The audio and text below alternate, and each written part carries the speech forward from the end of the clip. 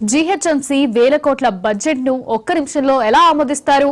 Budget చర్చ జరగకుండా BRS Congress కార్పొరేటర్లు అడ్డుకున్నారని, నిధులు లేకుండా బడ్జెట్ కేటాయింపులు జరుగుతున్నాయంటున్న చేవెళ్ల బీజేపీ ఎంపీ కొండా విశ్వేశ్వర్ రెడ్డితో మా ప్రతినిధి Ram Naresh face to face. GHMC council సంబంధించి ఈ రోజు కీలక సమావేశం జరుగుతుంది. బడ్జెట్ అంటే 2025-26 సంబంధించిన బడ్జెట్ కీలక సమావేశం జరుగుతుంది. దీనికి సంబంధించి మన ఎంపీ విశ్వేశ్వర రెడ్డి గారు, సార్, అంటే ఈ జిహెచ్ఎంసీ అనేది చాలా కీలకంగా ఉంటుంది తెలంగాణ రాష్ట్రానికి సంబంధించి. ఈ సమావేశానికి సంబంధించి బడ్జెట్ ఈ రోజు ప్రవేశపెట్టారు. అయితే బడ్జెట్ సమావేశాలు అయితే చాలా గందరగోళంగా జరుగుతుంది. ఈసారి ఎంపీ అయినాక జిహెచ్ఎంసీ బడ్జెట్ మీటింగ్ వచ్చినాను. లోపల వంగనే ఎవరు కాంగ్రెస్ ఎవరు టీఆర్ఎస్ అని నాకు అర్థమైతలేదు. ఇద్దరు ఒకటే అనిపించింది చూడబోతే.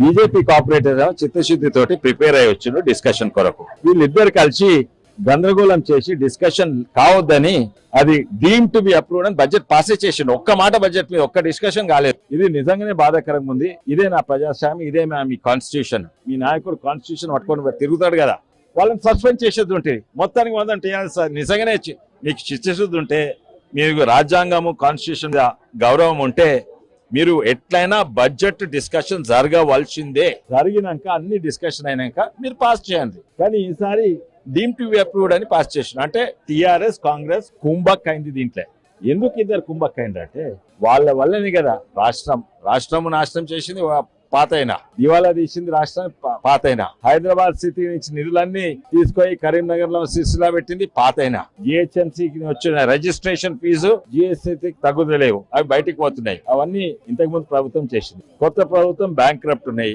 ఏదేదో వాగ్దానాలు ఇచ్చిండ్రు, గ్యారంటీలు ఇచ్చిండ్రు, అవి అమలు పెట్టుకుంటలేరు. దానిక రాష్ట్రమే కాదు, అన్నిట్లో దానిక పట్టణం కూడా.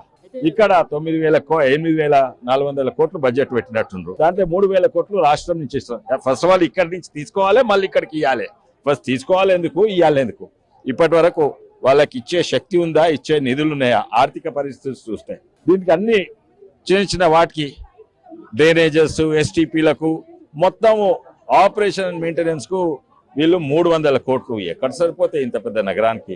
1,40,00,000 ఉన్న నగరానికి ఎట్లా సరిపోతాయి? ఇవన్నీ చర్చలకు మేమందరం జిహెచ్ఎంసీలా ఉన్న బీజేపీ కార్పొరేటర్స్ చిత్తశుద్ధిగా ప్రిపేర్ అయ్యి వస్తే 80% డిస్కషన్ కావద్దు అని డీమ్ టు బి అప్రూవ్డ్ అని పాస్ చేసింది. ఇది రాజ్యాంగం. 8,440 కోట్ల రూపాయలకు సంబంధించి డిస్కషన్ జరగాలి బడ్జెట్ మీద, కానీ ఏమి జరగకుండా 1 minute లోనే డీమ్ టు అప్రూవ్డ్ అని చెప్పేసి అన్నారు. ఇది ఎంతవరకు కరెక్ట్? అదే అంటున్నా, ఇది కాన్స్టిట్యూషన్ రాజ్యాంగం గౌరవించలేదు. డిస్కషన్ లేకుంటే డీమ్ టు బి అప్రూవ్డ్ ఎందుకు? వాళ్ళ బండారం అంతా బయటపడుతుందని.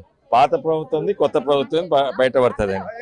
రోడ్లు చూడండి, మోరీలు చూడండి, అన్ని బస్ల పరిస్థితి చూడండి, ఇవన్నీ చూస్తే లేవు. అది బాధ్యత పాతోడే ఉండొచ్చు, కానీ డిస్కషన్ కావాలి కదా. డిస్కషన్ కాలితే నిలదీస్తారు, ఎందుకంటే మీ వల్లనే ఇట్లయిందని. నిజంగానే కావాల్సి ఉంటే వాళ్ళు ఎవరైనా గోల చేస్తున్నా వాళ్ళు సస్పెండ్ చేసి డిస్కషన్ జరిగినాక చేసేది ఉండే. వాళ్ళందరూ సస్పెండ్ చేసేది ఉండి గోల చేసిన వాళ్ళు. జిహెచ్ఎంసీ అభివృద్ధికి నిధులు కేటాయిస్తామని చెప్పేసి సీఎం చెప్తున్నాడు కదా, అంటే ఏడాది పాలనలోనే మేము ప్రజలకు సంబంధించేసి అన్ని అభివృద్ధి కార్యక్రమాలు చేస్తామని చెప్పి సీఎం చెప్తున్నారు. కానీ నిధులు ఉన్నాయా లేదా? ఫస్ట్ ప్రశ్న అడగండి. వాళ్ళే చెప్తున్నారు. మన సిఏజీ రిపోర్ట్ ఇచ్చింది, రాష్ట్ర ఆర్థిక పరిస్థితి సిఏజీ రిపోర్ట్ ఇచ్చింది. 6,500 కోట్లు అప్పులు కడుతుంది పోతే ఇంకా 6,500 కోట్లు జీతాలకు పోతున్నాయి. మిగిలేదు ఏంది? ఏమీ లేదు. అయితే ఇప్పుడు ఎట్లా ఇస్తారు? 3,000 కోట్లు ఎట్లా ఇస్తారు చూద్దాం. అవును, వాస్తవం. ఇది బడ్జెట్ అంటే బడ్జెట్ కాదు, ఇది బడ్జెట్ ఎస్టిమేట్. అంటే అందాజ ఇంత ఖర్చు పెడతాము, అందాజు ఇంత ఆమ్దాని వస్తుంది. ఆ బడ్జెట్ ఎస్టిమేట్ కు మనం చూసినాము. రాష్ట్ర బడ్జెట్ అయినా మన జిహెచ్ఎంసీ బడ్జెట్ అయినా 10-20% కాదు, 30-40-50% వరకు ఫరక్ ఉన్నది. ఇలా బడ్జెట్ ఎస్టిమేట్ లో ఉంటుంది, 1000 కోట్లు అని ఉంటుంది. ఆ ఖర్చు పెట్టేది 500 కోట్లు కూడా ఖర్చు పెట్టారు. బడ్జెట్ ఎస్టిమేట్ మెయింటెనెన్స్ కొరకు 300 కోట్లు ఉంటుంది. ఇది మన పార్లమెంట్ లా మన దేశ బడ్జెట్ మాక్సిమం 5% ఫరక్ ఉంటుంది. ఏమన్నా అంతకంటే ఎక్కువ ఫరక్ ఉంటే మళ్ళా రివిజన్ పెడతారు. ఈడ ఉత్తే బడ్జెట్ ఓన్లీ పబ్లిసిటీ కొరకు, కానీ అది ఉన్న బడ్జెట్ కూడా అమలు కాదు. ఆ పెట్టిన బడ్జెట్ కూడా పైసలు ఎక్కడికి వస్తాయంటే ఎవరికి తెలియదు. మొత్తంగా చూసుకుంటే జిహెచ్ఎంసీ బడ్జెట్ ఏదైతే అంకెలు ఉన్నాయో అంకెలు గారడీ అని కొనసాగుతుందని చెప్పేసి ఎక్కడ చర్చ జరగకుండా కేవలం అంటే 1,000 కోట్ల రూపాయలకు సంబంధించిన బడ్జెట్ వ్యవహారంలో కేవలం 1 నిమిషంలోనే డీమ్ టు అప్రూవ్డ్ అనేది కరెక్ట్ కాదు అని చెప్పేసి ఇక్కడ చర్చ జరగకుండా ఇటు బీఆర్ఎస్ కానీ అదేవిధంగా కాంగ్రెస్ అధికార పార్టీ ఇద్దరు కూడా కుమ్మక్కయ్యి ఈ విధంగా చేశారని చెప్పేసి బీజేపీ పార్టీకి సంబంధించిన ఎంపీ విశ్వేశ్వర రెడ్డి చెప్తున్నారు. కెమెరామెన్ అంతో రామ్ నరేష్, మహా న్యూస్, జిహెచ్ఎంసీ నుంచి.